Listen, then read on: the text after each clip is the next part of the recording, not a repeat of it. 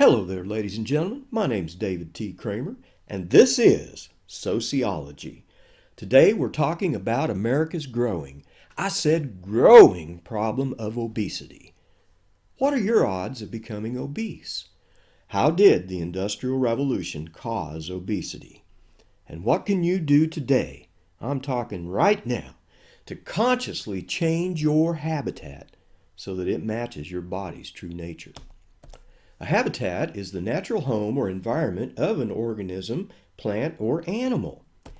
As long as the animal stays within its habitat, the animal's body will naturally balance food energy intake with its level of activity. If you take an animal out of its habitat and feed it industrialized food from the standard American food habitat, the animal's mechanisms of weight regulation will malfunction, and the animal will become obese like this orangutan or like this human animal who is, by the way, exercising American style. You're saying, hey, come on, Crane Dog, I'm not fat, I'm not overweight, I'm not obese. Why are you talking to me about this? Well, if you're not overweight now, you very likely will be in the future. Studies indicate, for example, this one here, which was a large community-based study lasting 30 years, 9 out of 10 men and 7 out of 10 women will likely become overweight as they did here. In addition, more than 1/3 of these people didn't just become overweight, they became obese. And remember, obesity is defined as being more than 30% above one's ideal weight. So what's wrong with our biological mechanisms of satiation? I mean, humans are animals. We have these mechanisms. 1980, only 15% of Americans were obese. By 2008, 34%, and the Centers for Disease Control tell us that now around 35% of people are not just overweight, but obese. What is wrong with our biological mechanisms of satiation?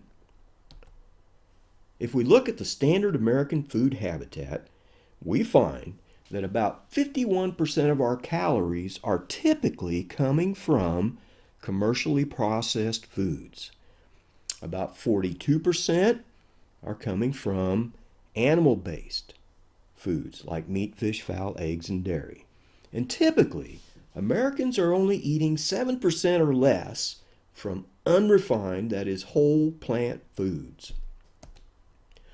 There's a structure in the brain known as the hypothalamus, and it plays a huge role in our eating behavior because it stimulates hunger and it also stimulates feeling full. Now, the hypothalamus receives biochemical and nerve messages from throughout the body. But for our purposes especially, it receives messages from the stomach, which contains these stretch receptor nerve cells, neurons, and also nutrient receptors are located in the gastrointestinal tract. Now let's say you want to eat 360 to 400 calories. You could eat 1, 2, 3 tablespoons of any kind of oil, even that heart-healthy, so-called heart-healthy olive oil, canola oil, grapeseed oil, any kind of oil, which by the way is industrialized fat. 3 tablespoons of oil will give you 360 to 400 calories. Or you could eat 4 to 6 ounces of skinless, boneless grilled chicken breast. Or eat 2 whole cantaloupe. Think about that. 2 whole cantaloupe equal about the same number of calories as only 3 tablespoons of olive oil. Well, how much fiber's in that oil? Actually, 0. How much fiber's in that 400 calories of chicken? Well, actually, 0.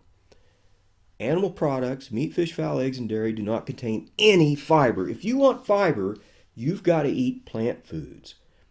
400 calories of spinach, eggplant, beans, and other kinds of fibrous plant foods will actually fill the stomach. And guess what, folks? If you don't have any fiber in there, you don't get any stretch. Those stretch receptors are not triggered to send that message to the hypothalamus. So a big reason Americans are getting bigger is there's a lack of fiber in the standard American food habitat. And think about this. How about instead of paying a doctor for bypass surgery of the stomach, why not just fill that stomach up with plant foods and get a free gastric bypass? Also, if we look at that other 51% of our food habitat, we see that another reason we're getting fatter is that the fiber has been pulverized or removed in the commercially processed foods that we are eating. So here again, not getting that stretch. We typically obtain fewer than 7% of our calories from fibrous whole plant foods like spinach, kale, celery, broccoli, cauliflower, cabbage, carrots, beans, onions, zucchini and mushrooms, tomatoes, potatoes, sweet potatoes, apples, oranges, bananas, and whole grains. As a result, the hypothalamus actually undervalues our caloric intake. For example, a pound of whole grain rice is only 503 calories. But if you industrialize that rice, remove the fiber, turn it into white rice, it jumps all the way up to 590 calories. So a pound of white rice feels like 503 calories to the hypothalamus, but it actually contains 90 more calories than the whole grain rice. So we're scamming, we're tricking, we're fooling, we're bamboozling our hypothalamus.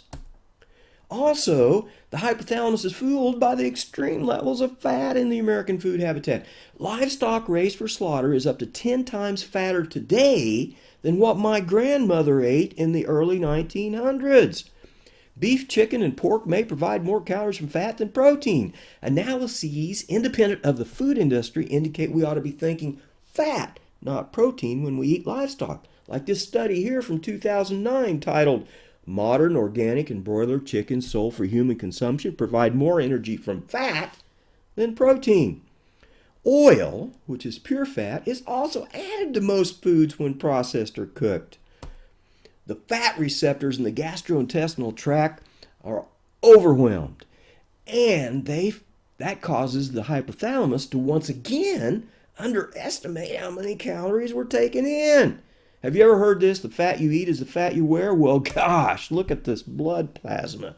This guy's blood plasma before he eats a hamburger and fries. And think about this. Fries are just really good potatoes that have been peeled and skinned, and they become like sponges for the fat that they're deeply fried in.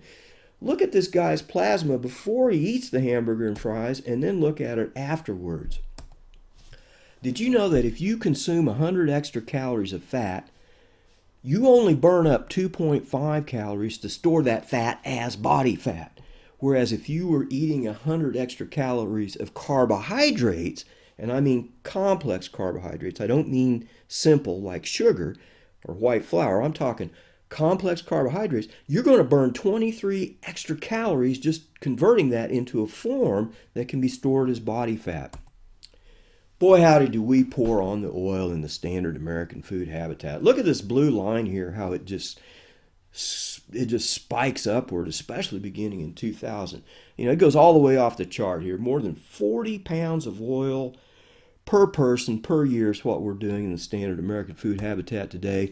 Think about this. For millions of years, our evolutionary ancestors were hunters and gatherers. They foraged their habitat for food. So our bodies are designed through natural selection. Our bodies evolved to eat foods in the wild that were lean and fibrous.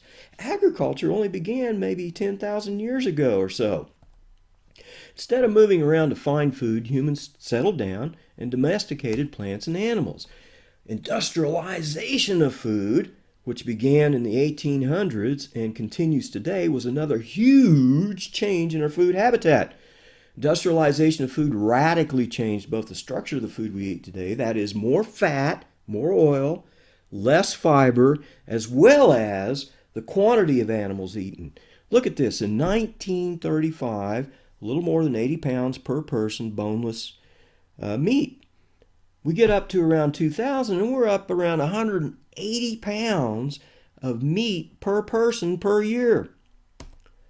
Most of the food we find in the grocery store today, the standard American food habitat, Now, I guess we got to throw in those fast food restaurants and other places as well, but most of the food we find is artificially concentrated with empty calories and substances which make the food addictive, especially salt, oil, sugar, high fructose corn syrup, and white flour as well.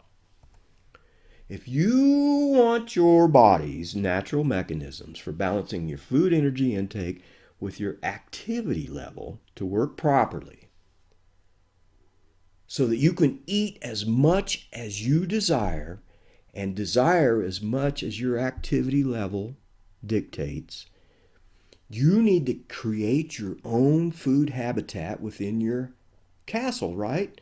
Your castle is, you are the master. You are the king of the castle. You're the master of your domain.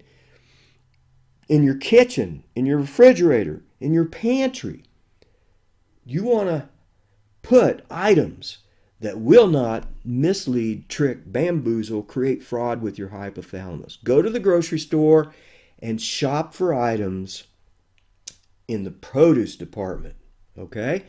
And then when you buy packaged foods, try to get packaged foods that don't have salt, oil, and sugar, or at least minimally amounts, okay? Here's some real good choices.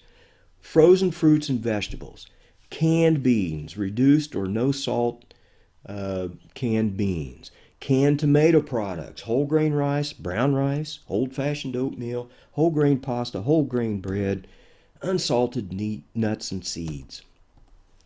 If you create your own food habitat at home, mostly of plant foods, and if you reduce your intake of salt, oil, sugar, and eliminate white flour, then you too might lose 60 pounds like this orangutan, or like this human being who both went back to their natural habitat of lean and fibrous food.